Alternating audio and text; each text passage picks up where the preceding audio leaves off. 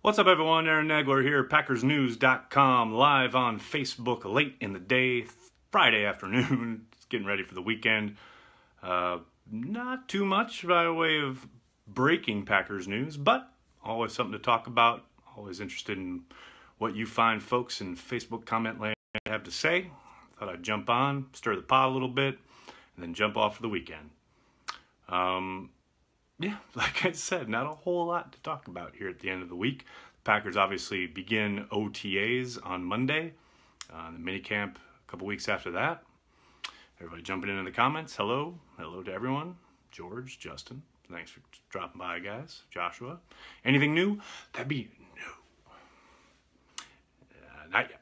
I gotta think things will start getting a lot more starting on Monday, maybe even Sunday. When we start getting a little bit more in the way of practice availability, coach availability, and things of that nature. Hello, Sean. Thanks for joining. Boy, Grandma. I like it. What's up, Jeff? How are you? North Hudson. What's up, Mike? Thanks for joining in. Dubuque, Iowa. Eric, how you doing, man? I have driven through Dubuque a few times. Is Ripkowski our third down back? I tend to doubt that. I would think that'd probably be Ty Montgomery's role heading into 2018. Nick, thanks for joining, man. Orange County, California, and Ashburn, Virginia. Both coasts represented. I love it. And Colorado. Look at the mountains checking in all over this great land of ours. All the draft picks are signed. That is correct. Let's see. When am I going to see Solo? Matt, that'll be the very first showing next Thursday. Guess no Macklin or Dez? Sean, I would bet against it. I think if they were going to make either of those moves, they would have made them already. You can't completely dismiss it / rule it out, but I think they're going to look and see what they've got on the field this upcoming next couple weeks. Maybe if they get through minicamp and there's either an injury or they don't like what they see, especially from the young rookies or the second-year players, maybe they make a call. But I don't think there'll be anything coming anytime soon. What are the Packers going to do with Clinton Dix? I think they'll let him play out this year and see if there's any kind of turnaround / growth from his step back last year. There's no real reason to get ahead of that. I really do think Mike Pettine's influence will be prevalent and evident early on, and we'll see if Clinton Dix can turn it around, so to speak. And here's the thing. He wasn't exactly terrible, but his play did definitely take a noticeable dive last year from where it was. Ty Montgomery's not built to take a pounding. I agree. I think that's a big reason why he was so ineffective early on last year. I think they used him, I want to say all wrong, but I don't think he's built to be a back that gets 20 carries a game, much less is taking the pounding on first and second down. I think he's a great change of pace. I think he's really effective when used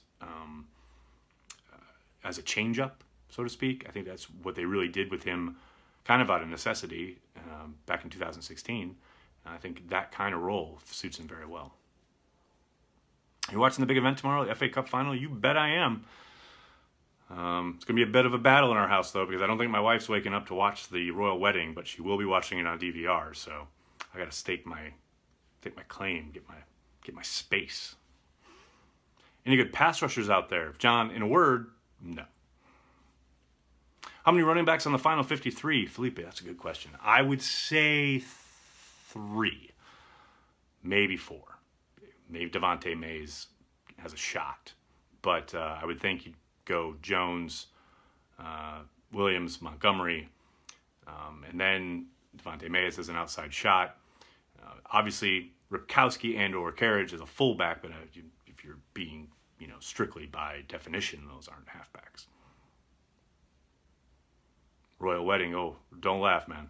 It is serious business in this house. I am married to a Brit, and she and her family very serious about this stuff. Do you like the new direction we went with cornerback this year? Taller, not faster. Well, Fitzpatrick is shorter and faster.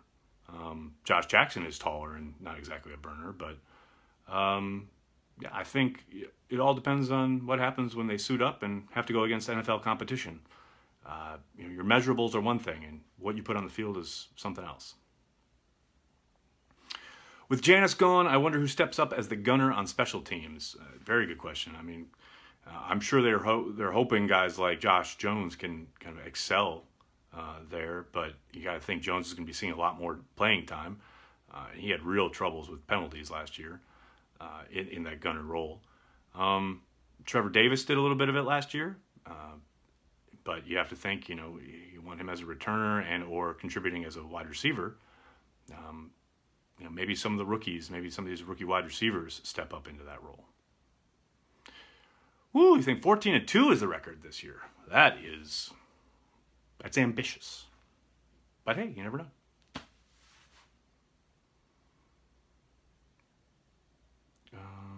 First 19-0 record, calling it now. Matthew, that is bold, and I'm glad you've started early. How good can Aaron Jones be? Excellent. I think he can be a phenomenal running back in the NFL. I think a big part of it's twofold as far as the things that will hold him back is A, obviously opportunity. He has to show that he can be trusted in pass protection to earn more opportunities. And then B, he's got to show that he can take the pounding in the NFL. He's already been nicked a couple of times, early on here, and he's got to be able to stay on the field. But if he can do those two things, I think the sky's the limit. What happens with Quentin Rollins this year? He's going to fight to stay on the roster. I've said a couple times, Achilles injuries are no joke. He was not exactly playing lights out football prior to the injury. I think he's got a long road to make the roster into 2018. Who's the number 2 outside wide receiver opposite Adams? Don't say Allison, Andrew, but it's Allison. So I kind of have to say Allison. I know we're all very excited because you got your new shiny toys and the rookies and the second-year players, but Allison's got the trust of 12, and that goes a long, long way. First game 3-4 or 4-3? Well, I think it'll be, Pettin's rooted in the 3-4. It comes out of Rex Ryan's system. But I think a large part of it will be determined by what he feels he has on the roster and how to best utilize that talent. We're real far away from being able to determine how he's going to use his personnel until we get kind of an idea of, how these guys are performing on the field and where we see their strengths and weaknesses and how Pettin determines those are best matched against their week 1 opponent, the Chicago Bears. What is Allison's ceiling? I think he could be an excellent number 2 wide receiver in the NFL. I think the upside is there. I don't think he's ever going to be, he's clearly not a burner. He's not a guy he's not exactly shifty and going to make people miss in space, but he's dependable. He's always where he needs to be. Like I said, 12 trusts him, and that's big. If Rodgers is not afraid to throw you the football, you're going to be productive. So, solid number 2 wide receiver in the NFL. It's pretty good. Trevor Davis ever going to take that next step? Kyle, I don't think so. That's just my determination. I could be completely wrong. Goodness knows I often am. But I don't see it, man. I see a guy who has trouble tracking the football deep, and that's supposed to be his forte, being your deep threat. He doesn't exactly have the physicality to work a lot of the stuff they like to do underneath. I do think he does a good job off the line of scrimmage as far as reading coverages and reading things the way 12 does. But yeah, with this influx of young talent, he's going to have to fight. To make this roster. Allison could be the next Bill Schrader. I think that's good and bad. But yeah, that's not bad. It's not a bad comparison. Will Dean Lowry be used as a pass rusher this year? I think he'll be used as a rotational guy, I think, against the run and the pass. I think he'll definitely see his number of snaps reduced because of Wilkerson's presence, but I think he'll definitely be a solid rotation player. I expect more fullback this year, do you? And it's hard to say because of their, going back and starting from page 1 of the offensive playbook and retooling the offense, so to speak. I would tend to doubt it. just because I think they're going to want to get guys. I mean, if you're talking just pure numbers of Adams, Cobb, Graham, Allison, the running backs, etc., Jones, Williams, whoever, getting all those people on the field, yeah, I don't know. I think maybe a little bit more than we saw last year, but I don't see a huge uptick or anything like that. Do you think Burks makes any impact this year? I'm very curious to see him on the field against NFL level competition. I think he has the potential to. The athletic upside is definitely there. It's all going to be dependent on how quickly he picks up the playbook and how quickly he earns opportunities. But I think the potential is there. We just have to see him on the field. More running the ball with Rodgers on the field this year? Walter, you have to think so. I mean, they found something nice last year in the running game, no question. Part of it will be, how they settle along that offensive line. Campen did fantastic work last year with just makeshift after makeshift line. If they can get any semblance of continuity there, I think they have a chance to be really good in the run game, which will hopefully take pressure off of Rodgers and allow him to, work the play action game even more. Who do you think will have the better career, has the most upside out of Alexander, Jackson, and King? Woo! Good question.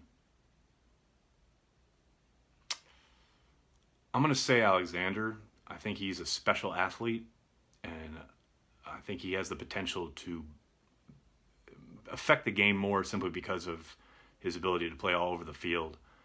That's not to take away from King or Jackson, but I think Alexander has a chance to be special. How many Packers jerseys do you own? 0. Back in the day, I owned a Favre jersey, but that was a long time ago.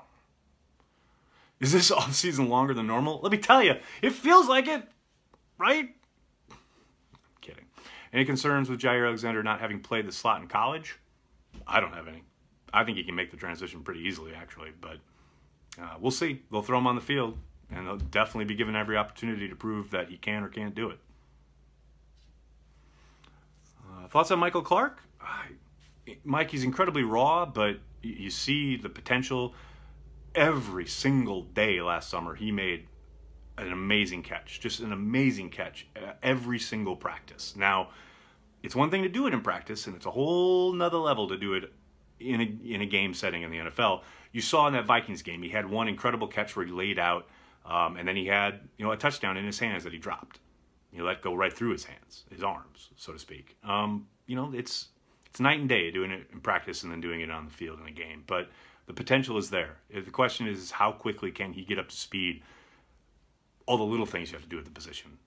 We talk about it all the time. Getting off the jam, reading the coverages the way the quarterback does, knowing when to break on your option routes, where to take them in the appropriate times and in the appropriate place. There's so many little things you have to do, leverage-wise, knowing how to read how a guy is playing you, shading to one side or the other. All these things come into play, and the more of that he shows that he is taking, a firm grasp of and applying it to his game down in and down out, the more opportunities he's going to get to show what he can do with that athleticism. It's so hard this time of year. These young guys who you're looking to see if they're making that quote-unquote next step, we can't really make any of these determinations until we start seeing these guys on the field. What's the latest on Dez? There is no latest on Dez. You got the grill going yet on the top deck? Not yet, but it's coming. Should have kept Jordy just to teach those guys? Scott, that's why they pay coaches. What beer is on tonight's menu? Whatever's in my fridge. I think it's a Dale's Pale Ale. Let's have training camp before cutting players. A novel concept.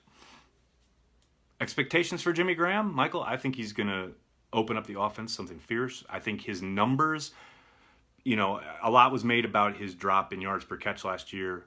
Obviously, he was incredibly productive in the red zone. I think while he may not catch as many touchdowns as he did last year, I think he will affect the game quite a bit in Green Bay. Now, that doesn't mean he's going to be a fantasy darling. I think they spread the ball around too much for that to happen. But I do think he will have a pretty big effect on the offense. How hard is it to get tickets in Green Bay? It's actually pretty easy. Just get to Lambeau early in the day, there's people outside selling tickets all the time. Third tight end, right now it's Emmanuel Byrd. Kid got a little action last year in that last Detroit game.